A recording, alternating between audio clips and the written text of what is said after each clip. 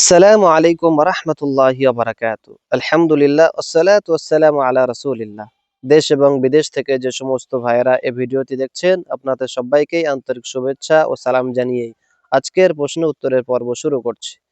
একজন বোন জিজ্ঞাসা করেছেন, রমজান মাসে রোজায় থাকা অবস্থাতে যদি কোনো ব্যক্তির মেসওয়াক করতে করতে দাঁত দিয়ে রক্ত বার হয়ে যায়, তাহলে সেক্ষেত্রে সেই ব্যক্তির রোজা নষ্ট হবে কি হবে না?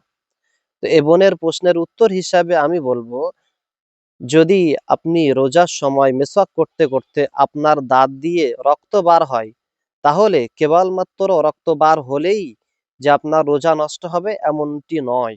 বরঞ্চ আপনি মেসওয়াক করছেন, করতে করতে আপনার দাঁত দিয়ে রক্ত বার হয়ে গেছে। আর সেই রক্ত আপনি যদি আপনার থুতুর সঙ্গে, লালার সঙ্গে আপনি যদি গিলে নেন, আপনি যদি পেটের ভিতরে প্রবেশ করিয়ে ফেলেন, তাহলে সেক্ষেত্রে আপনার রোজা নষ্ট হয়ে যাবে। আর যদি আপনি গিলে না ফেলেন, বরঞ্চ আপনি বার হওয়ার সাথে, সাথে আপনি বুঝতে পেরেছেন, আর আপনি লালার সঙ্গে, থুতুর সঙ্গে সে রক্তগুলিকে বার করে ফেলে দিয়েছেন, তাহলে সেক্ষেত্রে আপনার রোজা নষ্ট হবে না। আশা করি আমি প্রশ্নের উত্তরটি আপনাকে বোঝাতে পেরেছি। আজকে এ পর্যন্ত। ইনশাআল্লাহ দেখা হবে আগামী ভিডিওতে।